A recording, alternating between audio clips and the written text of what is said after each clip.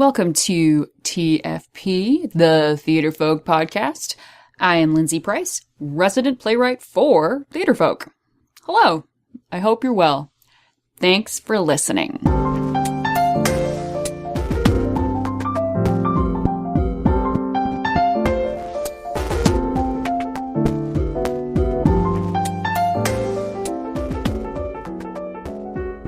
So today is it's an extra special edition of TFP, but, as I say that, I shouldn't say that since I think every episode is special, but what I really mean is that today I'm not alone. I have my partner in crime sitting beside me, Craig Mason. Hello, Lindsay. Hello. And I guess what I mean is that Craig and I were going to do something a little special today, aren't we? Yeah, we did this little survey where we asked you guys just 4 questions. What were the 4 questions, Lindsay? They are... How did you hear about Theatrefolk? Yep. Why do you buy our plays? And if you don't, why not? What do you like about us? And what else would you like us to offer? Now, that was just intended to be like an internal thing for us to get like a measurement of who's out there and what they want from us. Because we've just been soaring with people on Facebook. Yeah, we've never done that before. First of all, because it's kind of hard for us. We're sensitive folk a little bit. Yeah. And it's hard for us to ask that question if you don't buy from us, why not? Except that it's really, really helpful and useful. Like, how can we get better if we don't get feedback? And the good news is we got a couple of 100 responses, and they were just fantastic. And I'm not saying it was all positive, but I thought that the stuff that was negative was stuff that we really could embrace and do things with. From. Yeah, I was so concerned, and those concerns were completely unfounded. You know what? We're always concerned. Craig and I have, I would say, well, I know I can only speak for myself, but I have an imagination which helps me write a lot of plays. If people ask me all the time, how is it that I write so much? And my inner answer is because my brain is whacked out. It goes places. But then the other side of that is that I always think something hugely negative is going to happen every time we put ourselves out there. Mm-hmm. And but that did not happen. And let's get down to it. Let's go. Let's really go. Okay, so what I did, now you have not read any of these responses yet, right? So that I can give a very honest and... okay, cool. And I only really just looked at them. Answer. I looked at them quickly at the beginning just to make sure that the form was working. And then I haven't really touched it since then. But what I did just before we started recording is I went through, I just grabbed, I should say this too. The survey was just completely anonymous. The only data we have are the 4 answers that people gave. We don't have any other. Where they're from or who they're from. So a couple of people left their names, but they're people that we know. Aww, that's nice. It was very sweet. One person said, there's no need for anonymity here. I love you guys, or something like that. So anyway. Well, we love you too. I'll tell you who it was after we stop. Okay. So what I did was I took each of the 4 questions and I went through them and just pulled out things that I thought would be worthy for us to discuss and worthy enough that we could be able to... Other people might be interested. Other people might benefit from the responses to these, yeah. So the first question was, how did you hear about Theatrefolk? Now, what would you think would be the number one way people heard about us? A conference or getting our catalog in the mail. Yeah, that seemed to be about it. Also also the Facebook page, also referrals from other teachers. Okay. And even there was one where they were a student who had done one of our shows and is now a teacher, if you want to feel really old. Oh my heavens. So here's some of the responses, and you can just pipe in if you want to. I pick up my tea, I'm going to take a sip, and I will listen to your responses. I was judging IEs at International Thespian Festival, and 2 boys did a piece from Wait, Wait, Bo Bait. I was hooked. Oh, see, I know who that is. Yeah, I know. That's the person who left their name. I came across Theatrefolk through the resources page, and from there requested a catalog. I'm guessing by that they mean the free resources page. Yes. Which is theatrefolk.com/free. And there's a ton of great stuff there that you can download and use in your classroom. All of which is conveniently free. Yeah. That's why it's /free. Yeah. As opposed to /pay. $100 million. Yeah.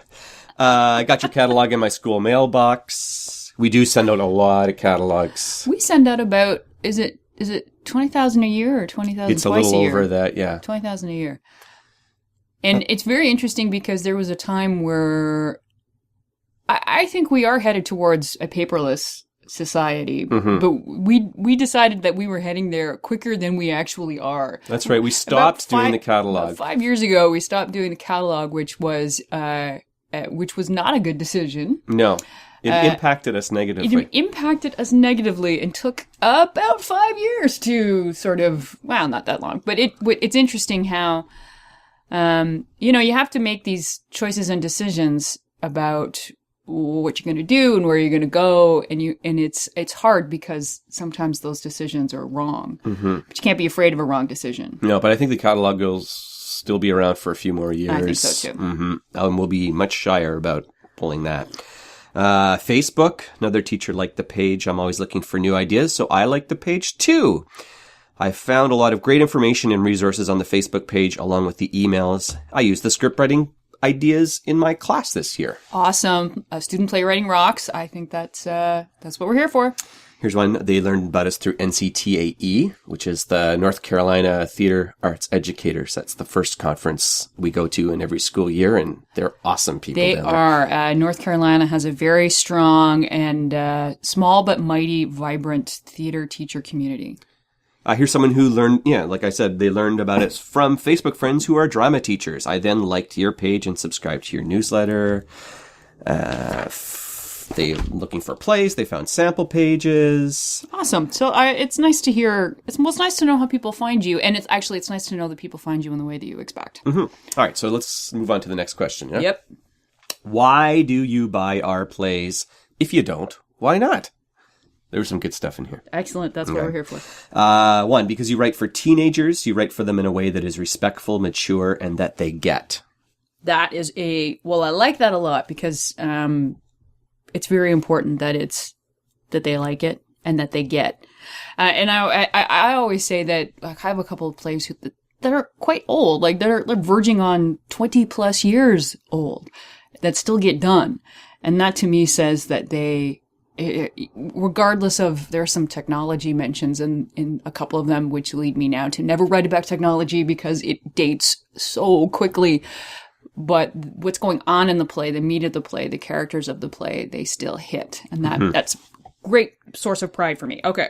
I was intrigued by the selection and variety of plays. Many of your plays tie into the ELA curriculum that my students are learning about. Oh, I don't know what ELA, English Language Arts? Oh, maybe. So they could be talking about some of the Shakespeare adaptations, Canterbury Tales. Sure. Yeah. Sounds good. Oh, it would be great to have even more, I think. I think so, too. Adaptation is my absolute favorite form of writing. I like taking something in one form and turning it into another. Here's a good one. I don't purchase. Your costs are too high for a small elementary middle school with not much of a budget. Too high. Well, listen, some people don't have any budget at all. It's true, but things are not free. And we offer a lot of free stuff. Mm-hmm. You know what? That's another thing.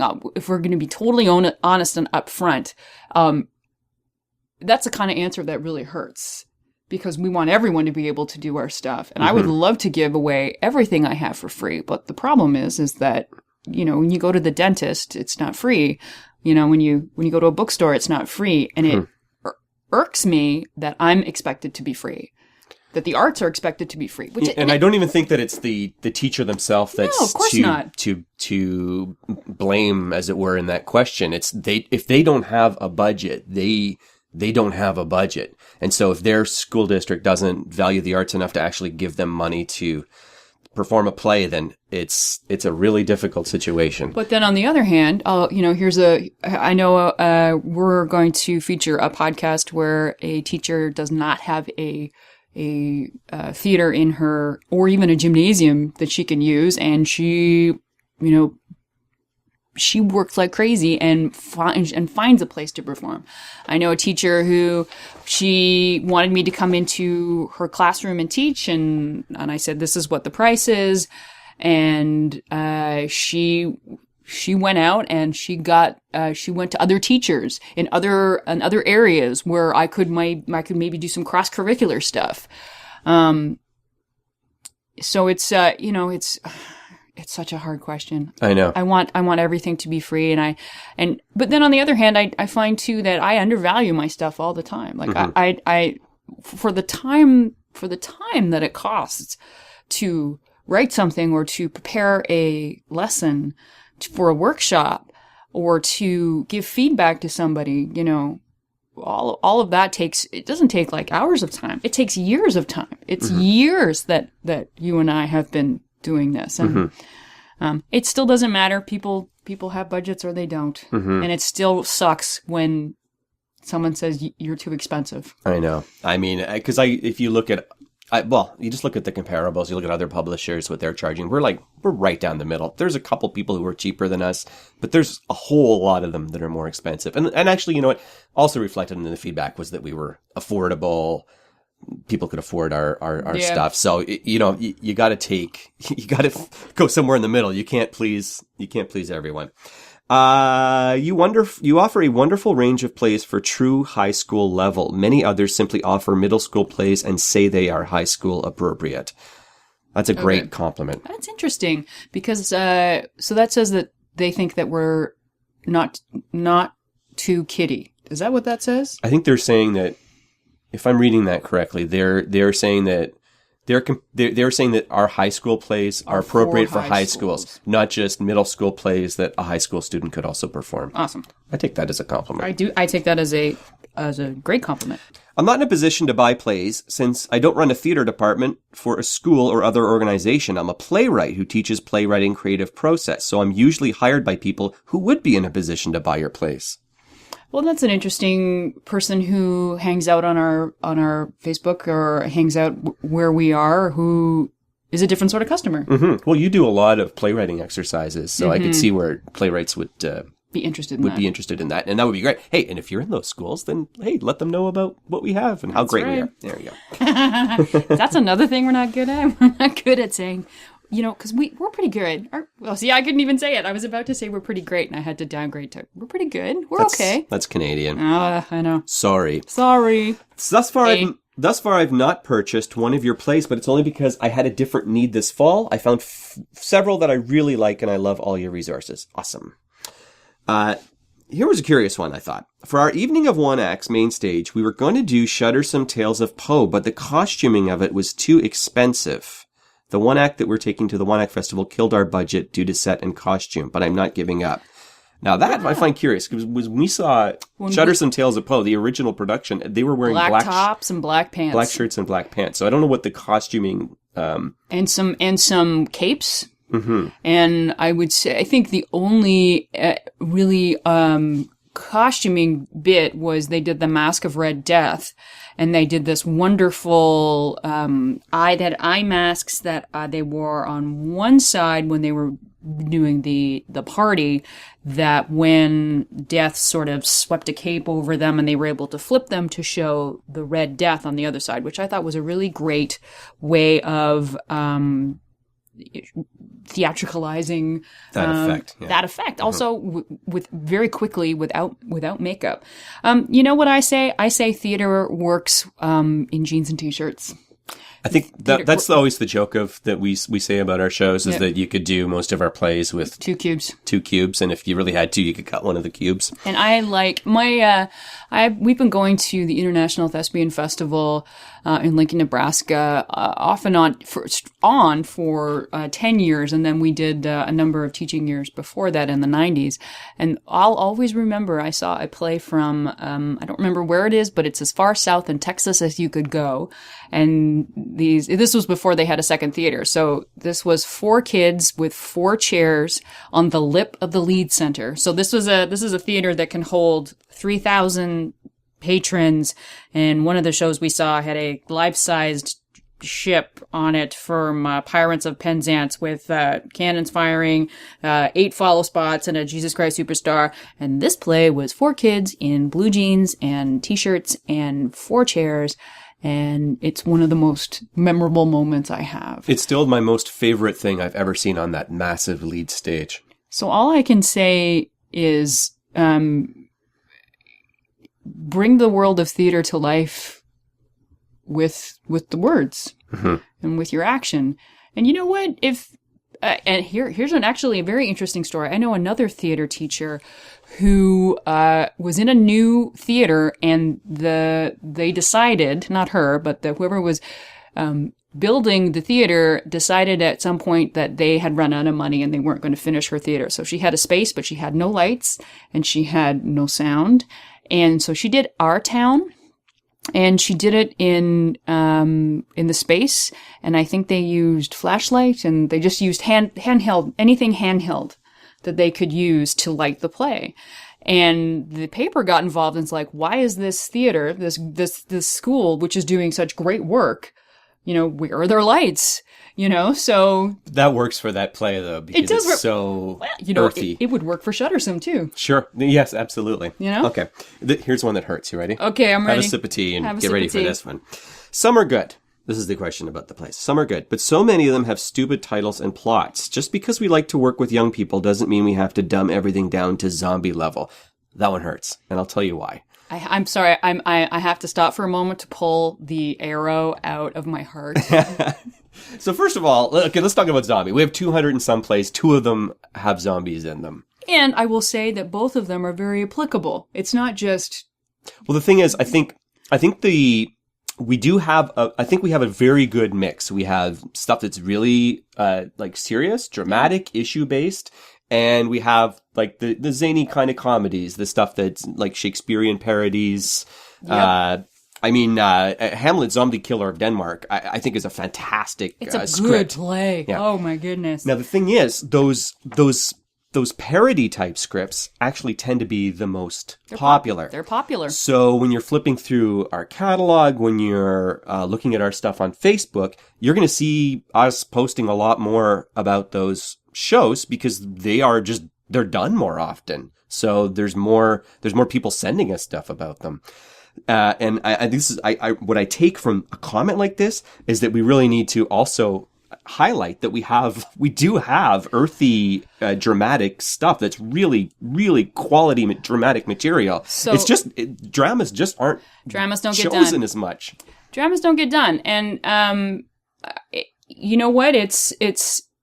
What I love about our catalog is that it is varied. We have plays like Magic Fairy in the Microwave and Camel Dung and Cloves, written by the wonderful Dara Murphy, that are just get out weird. They are weird. They are black. People die. They are not normal comedies. And I love that we have stuff for weird. And then we have, if you're looking for stuff that isn't zombified, we have a whole ton of issue-based stuff. Like Sweep Under Rug that looks at poverty. Chicken Road that looks at teen suicide. Flaky Lips that looks at racial separation. Funhouse that looks at bullying. Hoodie that looks at self-image, on and on. There's lots of stuff there, and actually, I think a lot of that is on us to promote that stuff. To promote that stuff. You know what? It's really, you're quite right. It's so easy to talk about the light and the fun because it's fun to talk about the light and the fun. But you know what? Having said all that, I think if you want something that's challenging, I challenge you to pick up a copy of Tuna Fish Eulogy. Tuna Fish Eulogy takes place in sort of a limbo where there is a character who has died. He died when he was 12, and it's 12 years later. And he sort of brings back the people who may or may not have been involved in his death. And it is sort of a trial. It is sort of a revelation. It is a story where when the answer is found out, it helps no one. The play is written in ladder format. That means that when you look at it, the characters' lines are written from top to bottom. They're not written from left to right. So when you first look at it, it kind of looks like a mess of words. And so I hold that play up as a real example of the challenge that exists in our catalog for the student actor. All right, I'm going to do 2 more in this little section. One's Okay. a little uplifting, so it's Yay. good. Make you feel good. The scripts are relevant for my students as well as affordable in royalties and fees. So that is the maddening part of doing a survey like this, because you get that whole yin and yang. It's too expensive. It's very affordable. Well, you know what? But that means it's good. I think that you need both sides of the. You're absolutely right. It means we're doing something right if you have people on both sides. Yeah, it means we're doing something right. And sometimes what I tell young playwrights in terms of when they get feedback and response, you never want to be in the middle. You want the people who love and the people who don't. Because if you've got that means you've hit a nerve. Mm-hmm. And nothing is worse than mediocre theater. So if we've got people on both sides saying, I will not buy your stuff because you've got zombies, and other people saying, you are so appropriate, I'm good with both. Mm-hmm. This comment goes on. Okay. It says, they also keep in mind the technical limitations of low-budget programs. My students actually laugh at your jokes. That is priceless. Somehow the scripts are so accessible that they make my students feel that they can write. That is a gift. Oh, that's nice. Oh, I never thought about it that way. Mm-hmm. Well, doesn't that make me a happy camper? I took you down and I brought you back you up. took me down, you brought me back up. I think it's really funny that people laugh. If they laugh at, well, maybe they're talking about other playwrights, because I am not funny. So this is the last comment I'm going to put in this section. Didn't know you sold plays. Oh no! Oh no! I know. Oh my gosh, that's the worst. You know what that means, though? We have this great Facebook page. We have this great email newsletter. We just pump out tons of great stuff for people. Boy. But it also tells. I'm always afraid when I actually want to post something that I say, "Hey, here's something you might be interested in buying." We're not doing it enough. No, clearly not. Oh, Craig. I know. That's worse than the other comment. Didn't know you sold plays. Okay, last question. Okay. All right. What do you like about us? So there'll be some positive stuff in here, hopefully. Yay, pump us up a little. Great scripts for large casts, PDF scripts. Everyone loves, all of our plays are available as downloadable PDFs. We can contact you, no problem. You support and encourage young people. Reasonable prices. You want to provide a quality product for a very specific group, and your plays work. That was all one comment. Go that was young lovely. people! The free exercises, ideas, and monologues are wonderful. I also find the plays to be smart, witty, very much in tune with the young actors. See, there you go. Bonus. I like your willingness to answer questions. I like the humor in the plays. I appreciate silly plays that have young actors in mind without writing down to them or being silly. I love buying scripts online instantly. Where's one about you? You're totally accessible. Lindsay initiated an open line of communication last week as we did TikTok. I and my students have emailed her several times. Okay, so that's something everybody needs to know. If you're doing a play, I try to send out an email to everyone, just sort of say, hey, you got questions? Let me know. You got comments? Let me know. You got pictures? Let me know. And I'm also always available to do a Skype conversation. And just so that you and I and the students can sort of meet face to face, and they can ask me questions face to face. When I call, a real person, assuming Craig is real, actually answers the phone. Well, we think he's real. I'll never tell. I like that my students can use cuttings from your plays at festival without having to pay royalties. If you're doing a competition, so that's particularly with the scene, has to be under 5 minutes. 5 minutes or under, although I think the group one is 8 minutes in IEs. Whatever, if you're doing an excerpt specifically for competition. So what that means is that there's a judge and there's no, it's not really an audience for... It's not a show. It's not a show. It's a competition. Then you can do a cutting. We do lots of our stuff ends up in lots of monologue competitions. Actually, I just learned that there's two students who are going to be performing one of our IEs, one of our scenes for the opening ceremonies at the Florida State Thespian Festival. And then I think there are 3 students who have qualified to go to the International Thespian Festival in Nebraska already this year. So, yes, we're talking about thespian individual events, and there's a few other similar contests. If you want to get the specifics on that free royalty thing, it's theatrefolk.com/royalty_exemptions. theatrefolk.com/royalty_exemptions. And that'll give you the list. We'll put that in the show notes too. Awesome. What else would you like us to offer? More full-length plays. We're working on it. We sort of see ourselves as a one-act competition focused company, but absolutely we're working on full lengths. And have you seen our latest full length, which is called The Gift, which is we offer plays? Do you guys sell plays? I didn't know. It is inspired by The Gift of the Magi, and it is a modern play. It takes place in the past, takes place in the present. It looks at the whole notion of how recently the economy has tumbled and how that does to a family, and how a girl goes from being completely materialistic, selfish, completely unlikable person to becoming a kind and generous and giving and selfless person. And what is that like to her friendships, and what is that like to the people around her? And the three magi show up through the play. Here's a tough one, actually. More challenging, serious one-acts that are approximately 1 hour for middle school performers. You know what? I'm not sure that is in our range. Well, that's tough. We like to respond with what we're asked for, and that is something that that might be a first that we've ever been asked specifically for that. So that's a good point. Here's a good point. If you actually are looking for serious one-act plays for middle school performers that are about an hour long, then please email us, because we don't know what you want unless you tell us what you want. So if we start getting a ton of emails about that you need this, then that wakes us up and starts us looking for stuff like that for you. Like, for example, one that came in recently that's going to be put into movement in the next year was, we have 10-minute plays that are for 2 actors or 3 actors or 4 actors, but we don't have anything for large groups. So like something that you could do in a class. So like a 20 character 10-minute play. That would be tough.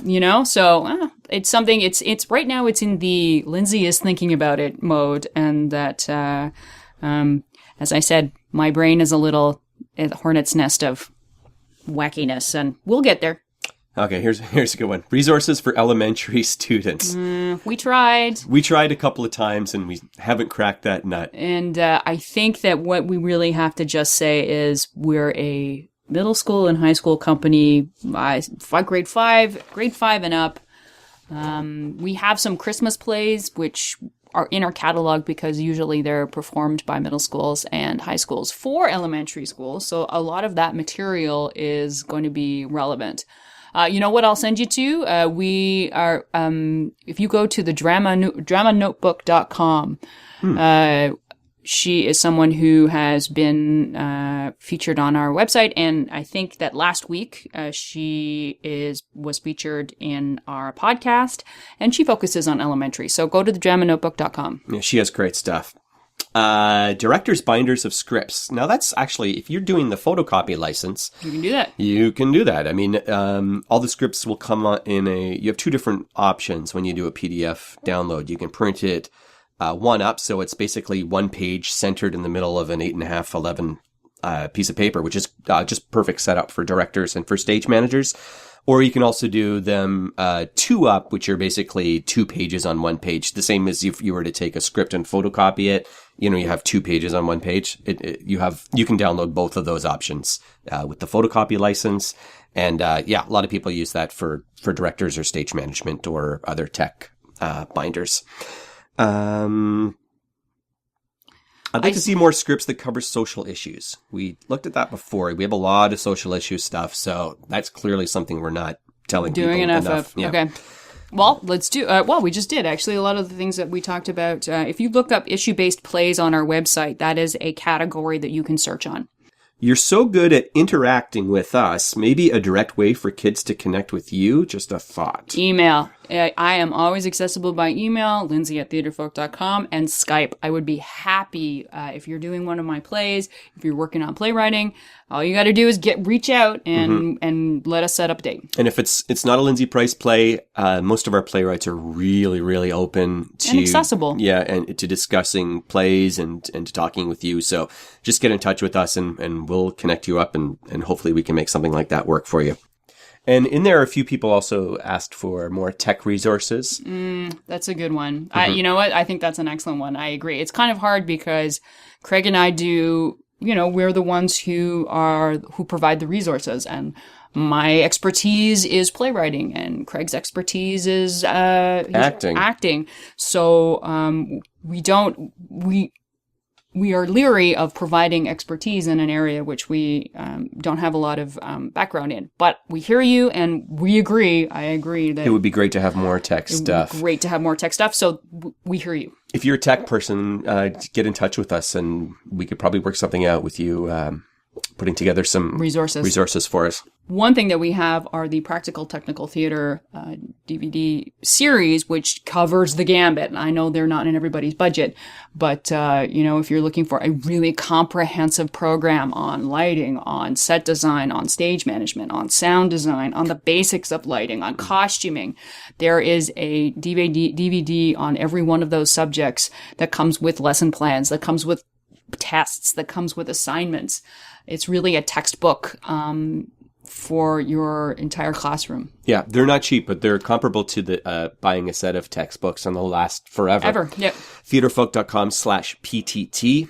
And also through that page, you can click a link and we'll send you a free demo DVD. Just so you can know what you're getting into. Yeah. Lastly, do you have printed play catalogs? Doing things online is a hassle with public schools and paperwork. I have to keep a paper trail of everything I do. Yes, we do have printed play catalogs. Where can they find those catalogs? Theatrefolk.com/catalog. I think it's catalog UE. Catalog UE. Because we're Canadian. It's the Canadian spelling. Canadian, eh? Well, I think that was really awesome. I guess, what we're learning is we need more tech. We need to let people know that, yes, we have issue-based plays. Yes, we have, not everything comes with a side of zombies.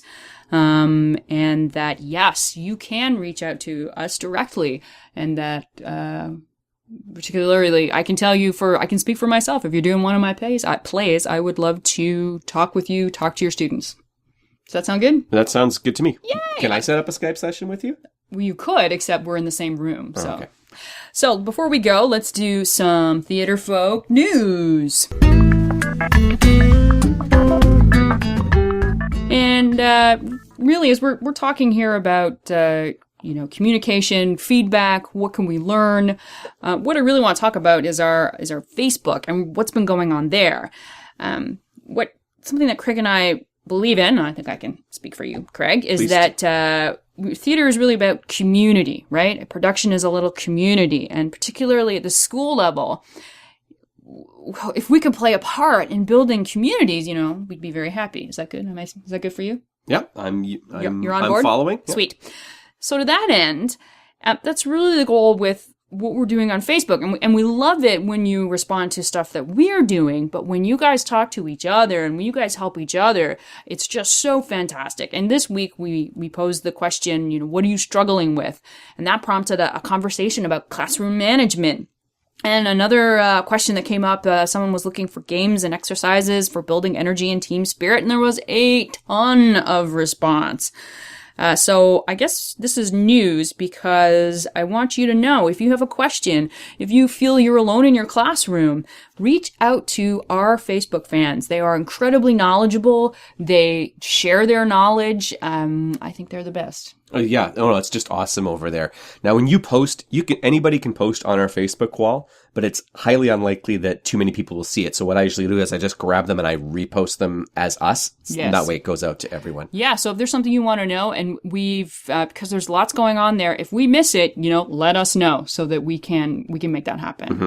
Okay, so if you want to come to our Facebook page, it's very simple. It's facebook.com/theatrefolk. R-E. Like R-E, Shakespeare spelled theater. Like Shakespeare, because we're Canadian, eh? So, lastly, where can you find this podcast? We post new episodes every Wednesday at theatrefolk.com, and we're over on that Facebook page and on Twitter. You can find us on youtube.com/theatrefolk. You can find us on the Stitcher app, and you can subscribe to TFP on iTunes. All you have to do is search on the word Theatrefolk and give us some feedback over there. I think we got to get into this mode, Craig. We need to love the feedback, get the feedback, act on the feedback. Even though little daggers go into our hearts, but it's good for us. It's very important, and we thank everyone who oh my gosh, the survey. It was so wonderful, and it made us feel that we we're on the right track and we have more to do. There's always more to do. And that's where we're going to end. So take care, my friends. Take care.